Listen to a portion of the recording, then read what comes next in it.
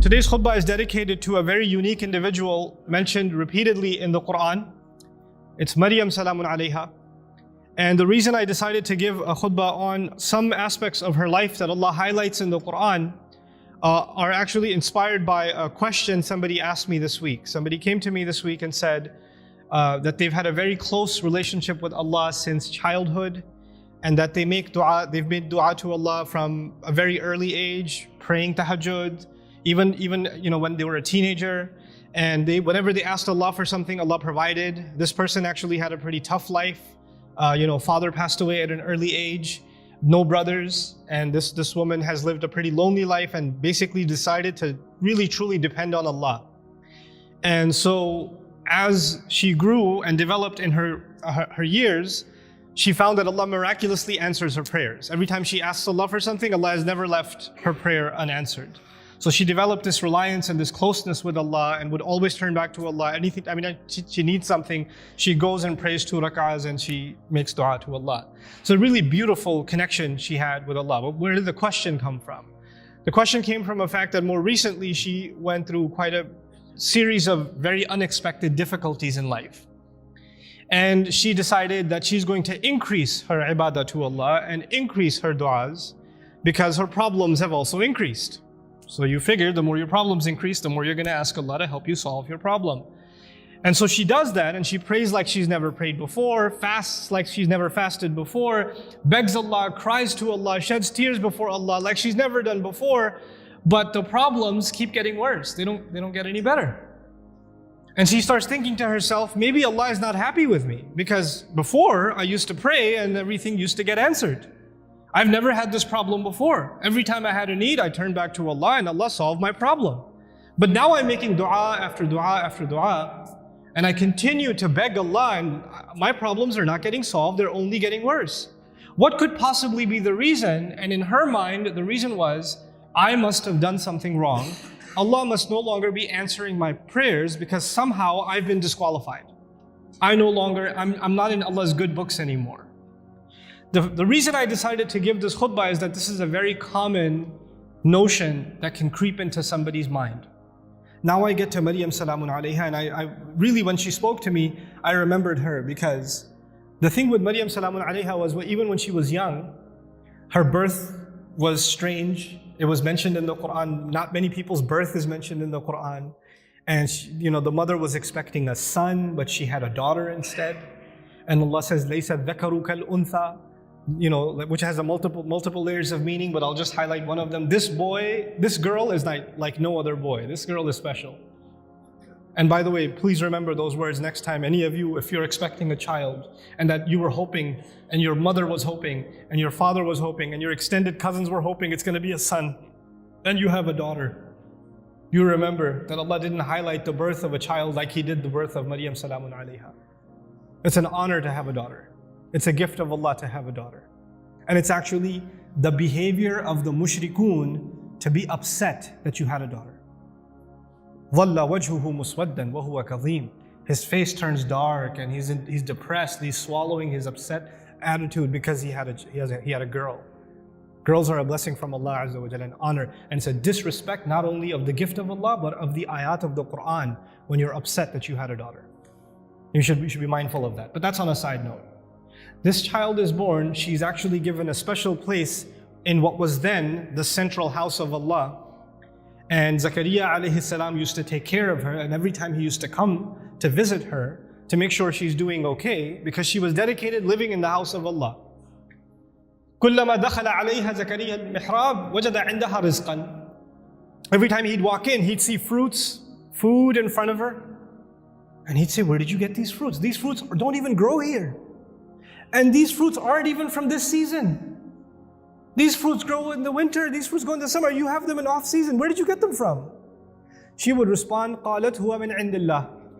These come especially from Allah. These fruits come to me from Allah. Imagine somebody whose du'as are answered in a way that's special delivery from the sky of food for this woman. And so when this sister was telling me her du'as get answered in life, I remembered Mariam, salamun alaiha, and how miraculously Allah would intervene and provide for her even matters like food. Things that we can get up and get ourselves. She didn't even have to get up for that. Very special child, very special woman. And so about this woman, what I wanted to share with you is later on in life what happens to her. When she's a young woman, angels visit her, tell her that she's going to have a child. The first thought in her mind, I'm not married. What do you mean I'm going to have a child? Lam yamsasni bashar, no man has ever touched me. What in the world do you mean I'm going to have a child? كَذَلِكِ قَالَهُ وَرَبُّكِ. That is how your master declared it. I'm sorry, we're just here to deliver the news. We're not here to negotiate whether this is going to happen or not. That decision has been made. You're having a baby. Now she's in shock. What am I going to do? She's going to turn back to Allah and hope that this will not happen to her. But it's going to happen. And I'll fast forward a little bit for you, just so you appreciate what happened to this woman. After she had the baby,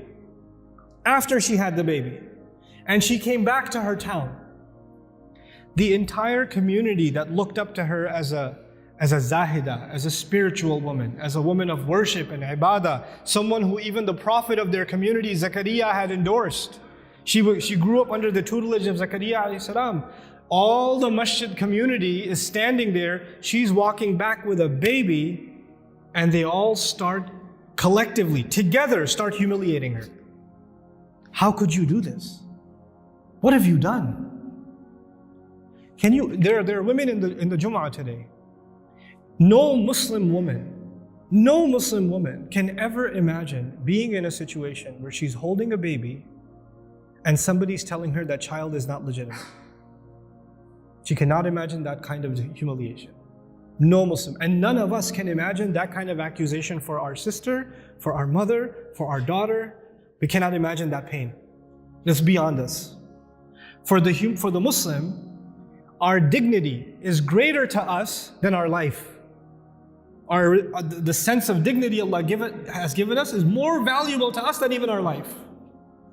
And she knows that when she goes back with this baby, that's what they're going to say. It's one thing that they might be saying it behind her back. They're saying it in public, in front of her. Now I want to take you back to how she dealt with this problem. Because no amount of dua she made is going to change what Allah has decided. Allah has decided that she has to face this. She has to stand in front of this. And what does she do? When the child comes, as she's about to deliver the child, she says, Ya laytani mittu qabla hadha. She says, if only I could die before this happens. Hopefully I die giving birth. It's all on her mind. Because that will be an easy escape from what is coming. There is no other place in the Quran anybody ever wishes for death. This is the only one. Think about that. Why is it there? Allah Azza wa Jalla is acknowledging that sometimes people go through such traumatic, humiliating situations where they wish they were dead. Even that happens. That's how extreme her situation became. And Allah acknowledged that and recorded that in the Quran. Ya laytani mittu qabla hadha. I read this and I was just in shock. Like, how did she just say that? You know, our Messenger alayhi salatu wassalam told us, La yatamannayanna ahadukum al-maut. None of you should ever wish for death. You should not wish for death. That's not something you should say casually. And she's actually now wishing for death. Why? Because this is an extreme case. This is a crazy situation. And so, you know, the humiliation she will face is far worse than death. So she says, Ya laytani mittu qabla hadha.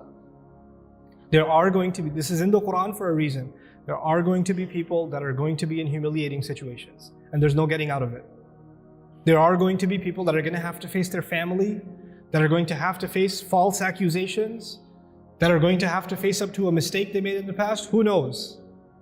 And they're going to have to face that kind of trauma. And they'll have to find comfort in the example of Mariam salamun alaiha. But she didn't stop there. She said, وَكُنْتُ نَسْيًا مَنْسِيًّا. 2 words, نَسْيًا مَنْسِيًّا. It was incredible words. Nasi in Arabic, they say fa'al and fi'il, these 2 awzan. They say nisi also. In one qira'ah it's nisyan. In another qira'ah it's nasyan. This is similar to dhibh. In the Arabic language, you have 2 kinds of words, dhibh and mathbuh. Nasi and mansi. The first of these words is actually used, I wrote this down for you. وَلَا يُقَالُ لِلْكَبْشِ ذِبْحِ إِلَّا إِذَا أُعِدَّ لِلذِّبْحِ. For an animal, for a goat or a ram, you don't call it dhibh until it's ready to be slaughtered. It hasn't been slaughtered yet. Once it is slaughtered, it's called dhabih. It's called madhbuh. Not before. Before it's called dhibh. She uses two words. Common translations say, I wish I was dead, I wish I was forgotten. That's what the translation says. But there are two words of being forgotten. One of those words, nasyan, actually means I wish, even though, because she's away from the masjid, right? She's not back home. I hope nobody ever misses me. They don't even ask the question, where did Mariam go? I wish I could be invisible, forgotten from people's memories right now, and nobody even has the thought of me. This is nasi. Nobody even thinks I existed. There are people that go through the kind of depression and anxiety where they don't come out of home.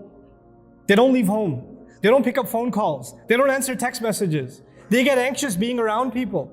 They're going through so much trauma that they wish they were forgotten. As a matter of fact, even if somebody knocks on the door, they say, I wish they didn't remember me. I wish I didn't have to face anybody.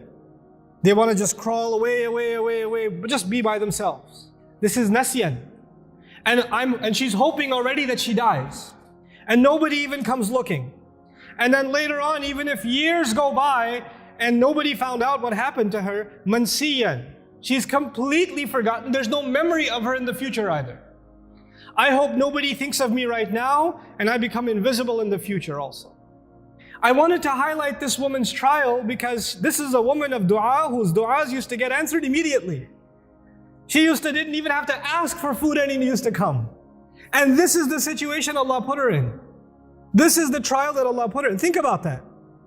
This is not because Allah hates her. This is not because Allah forgot about her. This is not because Allah wants to humiliate her. This is actually, all of this ended up becoming Allah honoring her.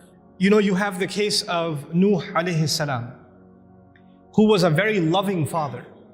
He made da'wah, he invited his people to Islam for 950 years. Can you imagine? You think he made dua for his son? You think he made dua for his wife? All those years? Or he didn't care about them? Someone who cares so much about his nation, they spit on him, they insult him, and he goes back to them and makes dua for them. 950 years. You think he ignored his own son, his own wife? All those years of dua, and they didn't change. Isn't that the case? Does he blame himself? Yeah, maybe I didn't do something right. Or maybe Allah stopped listening to me. The reason I'm starting with that is people that were much better than we are, much better than we are, they also had similar problems. There are parents in the audience that make dua for their kids. And they see that their children are going away from the religion. They're going down a dark path. And they can't control it. And they're making dua for them. And they're not seeing that their dua is being answered. And now they're getting frustrated. Is there something wrong with me? Why isn't Allah answering? Well, you're not the first one to be put in that position. Our Messenger ﷺ made lots of dua. You don't think he made dua for his uncles? His family?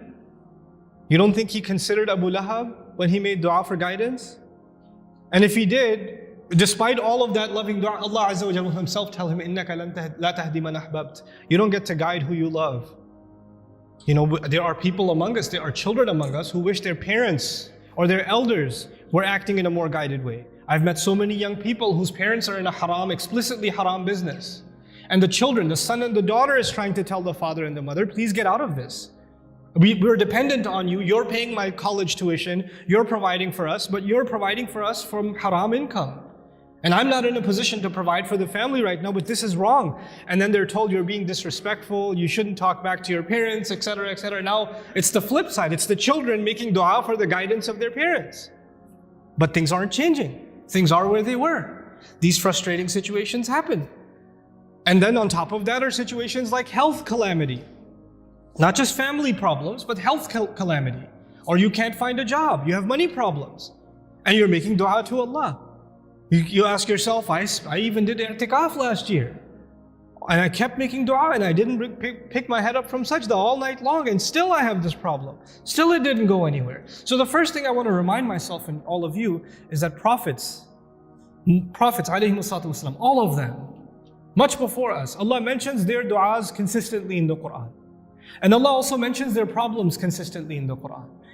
You don't think, for example, that Yaqub alayhi salam, the father of 12 sons, made dua for all of his sons? And especially for his son Yusuf, when he lost his son Yusuf, you don't think he made dua for Yusuf's safety, that Yusuf should come back home, that he could look at his beautiful son once again? We know that he cried so much he lost his eyesight. Ibiyaddat aynahu. He lost his eyes over crying over his son. And all of those du'as for so many years go unanswered, and then eventually they get answered. You don't think that the mother of Musa alayhi salam, when she put her baby in the water, and the river just takes the basket away, the basket could flip over any time. And how do you know the basket is waterproof? How do you know it's not going to leak? How do you know it's not going to hit a rock and it's done? You're throwing something in a river. It's not a joke, it's a baby in a river. You don't think that mother is making dua to Allah? And notice the difference. In that case, in the case of Musa's mother, she makes dua to Allah, and a few hours later, she's reunited with her son. Just a few hours later. By the time the baby is hungry for the next meal, he's back with his mother. And in the other case, with the case of Yusuf alayhi salam, he was separated from his father. But he wasn't reunited with his father for many years. For many, many years. We are going to go through difficulty in life. And all of our problems are not going to be solved because we made a dua to Allah. Understand the reality of dua. What is the purpose of dua?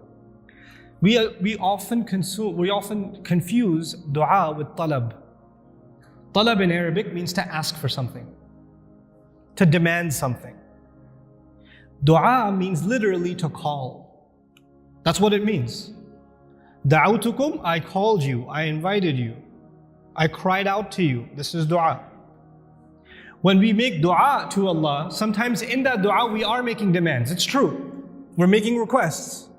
But we should never forget that all of those requests, you know what they are at the end of the day? It's a humble slave of Allah turning back to Allah and begging Allah to help him with whatever problem.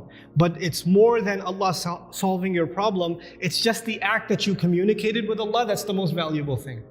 Our du'as are a means by which we connect to Allah. Our du'as are not a means by which this world becomes heaven. This world is going to be full of trials. People that were much better than we are had difficulty in life. That's okay. لَقَدْ خَلَقْنَا الْإِنسَانَ فِي كَبَدٍ. We created all human beings in toil and labor and struggle. Struggle is a part of life. The purpose of dua is to help you and me deal with those struggles and to never forget that Allah is with us, whether it's hard times or easy times. May Allah Azza wa Jal not make us people that lose faith. May Allah Azza wa Jal honor us and help us remember that no matter how much people try to humiliate you, people try to put you down, people insult you like they did Mariam salamun alaiha, Allah still honors you. There's a big difference between what people say about you and what Allah thinks about you. Because if you go by what people said, then Mariam was the most humiliated, insulted person in society. And if you go by what Allah says, she's one of the most honored women in all of human history. So we go by what Allah says. Allah is the one who honored us. وَلَقَدْ كَرَّمْنَا بَنِي آدَمَ. We honored the children of Adam. May Allah Azza wa Jal make us dignified before Allah Azza wa Jal, before He makes us dignified before people. بارك الله لي ولكم في القرآن الحكيم ونفعني وإياكم بالآيات والذكر الحكيم.